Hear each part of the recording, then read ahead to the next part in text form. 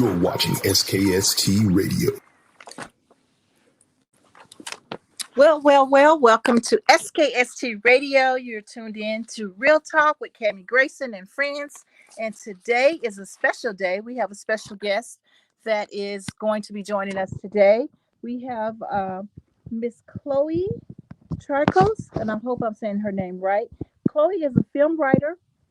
She is an actress. She's an all-around person who knows where she's going, and she plays by her own rules. And that's not by mistake. Her family is an art family. So, Chloe, welcome to the show. Thank you. Thanks, Cami. Yeah. Thanks a lot. Yeah. Oh, you're welcome. Well, let me tell you, you have a very impressive bio. Can you give the audience a little background of what you've been through and how you got here? Sure. I mean, I grew up in Zimbabwe in Africa. And, as I was saying earlier, I always knew that I wanted to act and make movies, even though there was very little of a theater or film scene in Zimbabwe. And then we immigrated to Australia, and I started up my own theater company.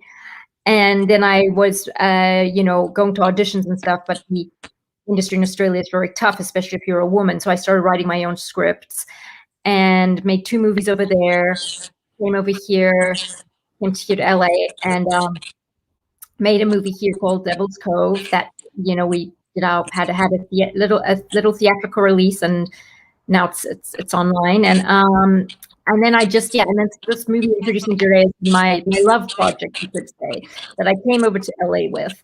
And at one point I thought it was never going to happen, but it has now, thank God. And we shot it, wrapped shooting just before lockdown. And yes, this is we open next week, and I hope people will go and see it. All right. Well, we're going to show the trailer if you don't mind, and let people see how much fun this movie is going to be. Well, thank you. She was a struggling actress. Where's my beef ramen? We're understaffed. She just can't catch a break. You're cheating with some slut to help my career. Yeah. She can help me get a good agent. He was a world-famous director who wants his comeback film to succeed. I know what I'm doing when it comes to casting. And I got you a good one for this. Action. Shut up. You shut up. I quit. You get Ethan Burns for me, and the movie's a hit. Ethan's heard all the rumors about the drug abuse, and he doesn't want any part of it. But then, fate brought them together. So let me take care of it. I gotta go, okay? You spelled my name wrong. I want an unknown for this role. I'll do it. I'll do it. You killed my brother. Now it's time for you to meet your fate. If you could teach that to act, I'd convince Ethan Burns to do the lead in the film.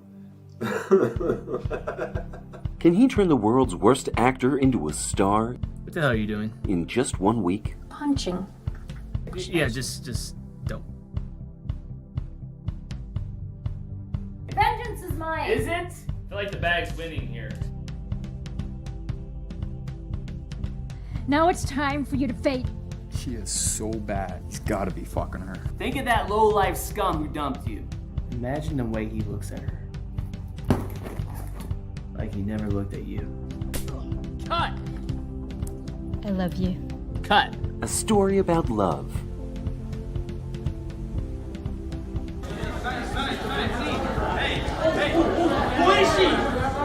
Hollywood's not about loyalty, Zach. All that stuff you told me about thinking I had potential, that was all lies, huh?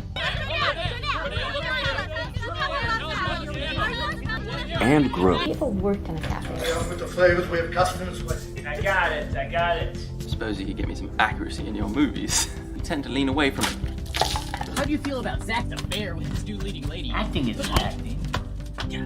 Acting is being. Introducing Jodea.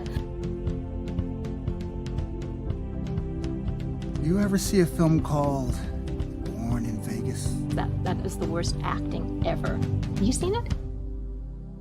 I had the lead role in that film.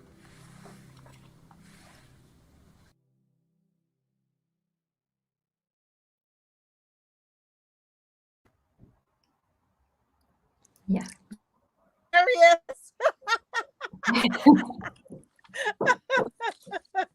Oh man, I cannot wait to see this movie. It is awesome. So Thank you. what inspired you to write this particular type of movie? It kind of reminds you of Pretty Woman. Yeah, well, it is that. It's like a Pretty Woman, My Fair Lady, the Pygmalion story. So yeah, it's I had I mean, the idea initially came about 10 years before we made it. I was running an errand for a movie producer. He asked me to drop off a script at one of the top agencies, and I was trying to find a parking spot, and in the frustration of looking for parking, this idea suddenly came to me. Hey, what if a world famous movie director walked out of the building right now and got into his car and drove into me? How cool would that be? That came and then it kind of spiraled from there. And then and then there's the whole thing of Hollywood, and Hollywood is very much it's very much all about what you look like and exactly. How much and then it's also I've learned a lot in the acting world. I mean when I started out, I won't say I was as bad as Joe Dare is, but I was using the wrong methods of acting. I've learned in the last 10 years or so that there are different techniques for actors, and I was being taught the wrong technique. But and so I've had the criticism of you're a terrible actor and all of that, and so and then I kind of I just kind of used like negative experiences in Hollywood and put it together to make something which is funny and entertaining. Right. And Yeah. you mentioned that you did the movie before the lockdown. How did the pandemic affect it? Well, thank God we were fine because we shot, we'd wrapped shooting. We had one shot left to do, and it literally was just a single shot. And then lockdown happened, and it was great because we could edit it during lockdown because you don't need social distancing for editing, and so we were able to. In fact, John, the director, who was also the editor, was saying how it was very interesting because it was the first time he'd ever edited and worked with sound people and music people via Zoom. And thank God, in today's world we're able to do that, but usually he's in there with them. And this time, of course, it was all had to be done by Zoom, and it was an experience, but we were able to do it. I'm grateful we got to shoot it when we did. So so you could say I think editing the film kind of kept us all sane because John's in Australia when he was editing from Australia, but again, thanks to modern technology, he was able to send me the versions of the edit, and we were able to talk it over, and it gave us something to do during that period. Right. Well, your co-host is dreamy. So did you know him personally, or was he casted for the show? Oh, Jeff. Oh, I'm so glad you think that. I'm kind of really hoping that happens. I hope he gets a whole lot of young girls falling for him because he is very handsome. I actually, he was not who I wanted. He actually was initially cast as the boyfriend, Joe Dare's cheating boyfriend, who had a snippet of in the trailer. But we had Judd Nelson playing the lead because I initially saw the lead as being much older than Joe Dare and being much more handsome, but in a more rough rock star kind of way, sort of. You can see they've done drugs, the kind of bad boy way. Right.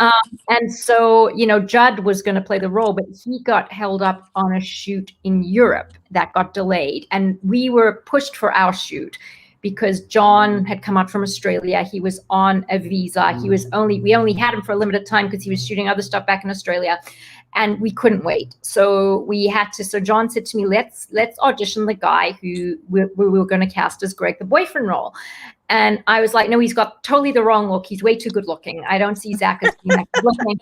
And then of course, Jeff auditioned and he was amazing. And so, we did a little bit of stuff to him to make him a little more rugged, like he grew a beard for the role and stuff. But but he was phenomenal, and he did blow us all away with his performance. He's very, very talented, and and I'm very glad. I hope you know, I mean, I've had that feedback that people are saying he looks like a young Brad Pitt, and I thought, oh, this is good. You know, if we can get a whole audience, because it is a girl. I mean, it's very much a girly film.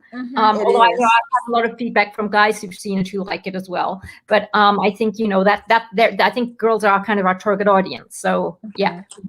All right. Well, great job at directing and acting in the movie. Well, I didn't direct. John directed. You didn't direct this one? Oh, okay. Yeah. Okay. Well, I know you're all over it. yeah. So what are your parents doing right now? My parents live in Australia, and it's been really hard because I haven't been able to see them for 2 years because of the lockdown. And my dad's a lawyer, and my mom is an artist. She's very, very talented. She paints all kinds of seascapes, and she had an art exhibition actually just before lockdown. So she is you know, so that's what they do. And you know, it's just I mean, you know, again, thank God for modern technology that I can communicate with my mom every day. So are they very proud of you with all the things that you've accomplished from leaving Australia? Thank you. Yeah, I think they are. Yes. Thanks. You know, it's just, I mean, they're wonderful. My mom is my biggest fan, which is why I never show her my scripts, because she always tells me it's excellent no matter what. Gotcha. I have to show my scripts to harsh critics who will tell me the truth. Yep. Wow.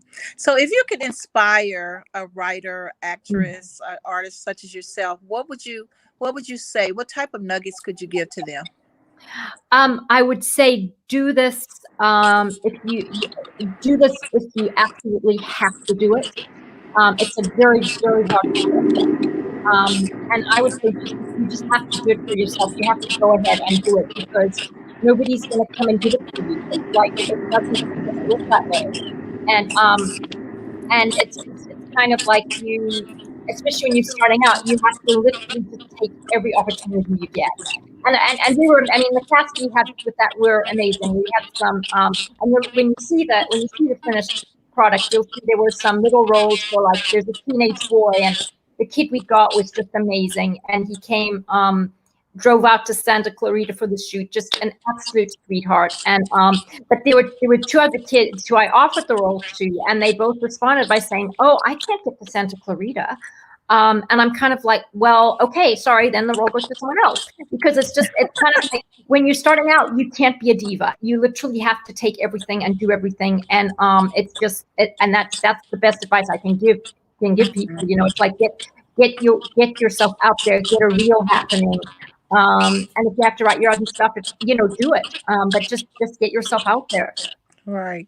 That's awesome. Well, I do appreciate you coming to the show. And also, how can people see the movie? It's going to be in what theaters? What type of theaters?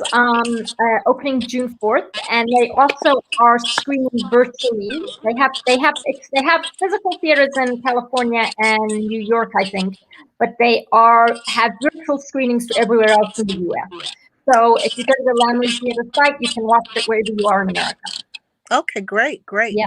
So we will send that information and place that on our social medias as well.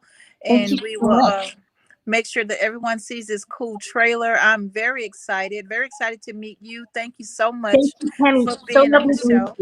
And don't be a stranger. When you're ready, you got a bed ready for you here in Virginia. Oh, you're a sweetheart. Yeah, you can just see myself showing up on your doorstep like, hey, remember me? Yeah, let's do a film. No, that's great, Tammy. Thank you so much. You're welcome. Thank you. And hopefully you'll be on the show again with your next movie. I hope so. Thank you very much. Have a good one. Thank you. You too. Bye-bye. Well, there you have it. We have a great beginning going this year. We got new movies coming out. Everybody's getting their big toe out in the sand. Go out and see the movie. It starts June 4th. Like she said, it's a lot of showing virtually. So just support. Please go to YouTube, like her channel, and look at the trailer. It's really fun. So thank you again, and we'll see you next week right here on SKSTradio.com. You're watching SKST Radio.